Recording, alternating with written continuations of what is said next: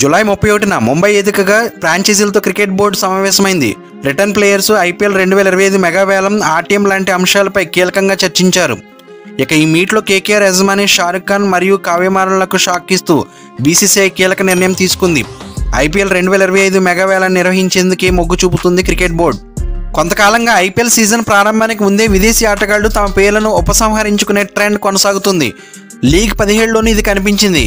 గత సీజన్లో జాసన్ రాయ్తో సహా చాలామంది ఇతర ఆటగాళ్లు ఇలానే చేశారు. దీనికి కారణంగా జట్టు కలయికలను సరిదిద్దడంలో ఆయా ఫ్రాంచైజీలు ఇబ్బందులు పడ్డాయి. ఇప్పుడు ఈ సమస్యను పరిష్కరించడానికి వేలంలో కొనుగోలు చేసిన తర్వాత ఎటువంటి సరైన కారణం లేకుండా వారి పేరును ఉపసంహరించుకున్న ఆటగాళ్లపై 2 సంవత్సరాల నిషేధం విధించాలని అన్ని ఫ్రాంచైజీలు సూచించాయి. ముఖ్యంగా sun Risers Hyderabad CEO Kavya Maran ఇదే విషయంపై కీలక వ్యాఖ్యలు చేశారు. ఈ ఏడాది ప్రారంభంలో గాయం కారణంగా శ్రీలంకకు చెందిన వనింద్ హసరంగ ఐపీఎల్ 2024 నుంచి వైదొలగడం పట్ల కావ్యమారన్ టీం ఎస్ఆర్హెచ్ చాలా అసంతృప్తికి గురైంది. వ్యక్తిగత కారణాలతో కొత్త సీజన్ నుంచి విదేశీ ఆటగాళ్లు వైదొలగడం వల్ల చాలా ఐపీఎల్ జట్లు ప్రభావితమయ్యాయి. ఈ విదేశీ ఆటగాళ్లను దృష్టిలో ఉంచుకుని వ్యూహాలు పన్నడం ఇబ్బందిగా మారింది. అలాగే సడన్గా జట్టు నుంచి తప్పుకోవడం వల్ల ఆల్టర్నేటివ్ ప్లేయర్ ఎంచుకోవడానికి ఫ్రాంచైజీలకు ఇబ్బందిగా మారుతున్న తరుణం. అయితే ఓ ఆటగాడును అతని బోర్డు తిరస్కరించినట్లయితే లేదా అంతర్జాతీయ మ్యాచ్లు ఆడవలసి వస్తే ఈ నియమం వర్తించదు. సదరు ఆటగాడు సొంత కారణాలతో తప్పుకున్నట్లయితే నిషేధం విధించాలని కోరుతున్నాయి ఫ్రాంచైజీలు. ఐపీఎల్ చాలాసార్లు ఆటగాళ్లు మినీ వేలానికి నేరుగా వచ్చి అత్యధిక ప్రైజ్ పొందుతుంటారు.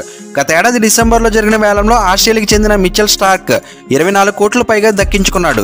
అదే సమయంలో ఐపీఎల్ 2022కు ముందు జరిగిన మెగా వేలంలో అత్యంత ఖరీదైన ఆటగాడికి 16 కోట్ల రూపాయల కంటే తక్కువ లభించింది.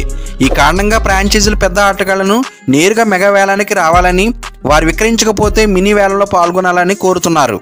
ఈ సమావేశంలో మెగా వేలం, లీగుకు సంబంధించిన అనేక ముఖ్యమైన అంశాలు చర్చించారు.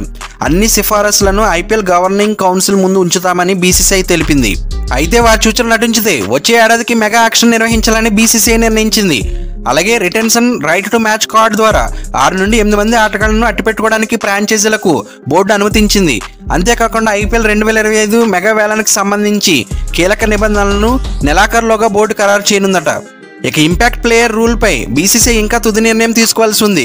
కొందరు ఫ్రాంచైజీలు ఈ రూల్కి ఓకే అంటుంటే మరికొందరు ఈ రూల్ను తీసేయాలని బోర్డును కోరుతున్నారు. అటు ఐపీఎల్ను అర్ధాంతరంగా విడిచిపెడుతున్న విదేశీ ప్లేయర్స్పై 2 ఏళ్ల పాటు బ్యాన్ విధించనుంది బీసీసీఐ. టోర్నమెంట్ నుంచి గాయం కారణంగా వైదొలిగిన ప్లేయర్స్కు మాత్రం ఈ రూల్ వర్తించదట. ఫ్రెండ్స్, ఈ వీడియో మీకు నచ్చితే లైక్ చేయండి, మీ ఫ్రెండ్స్ అండ్ ఫ్యామిలీ మెంబర్స్కి షేర్ చేయండి.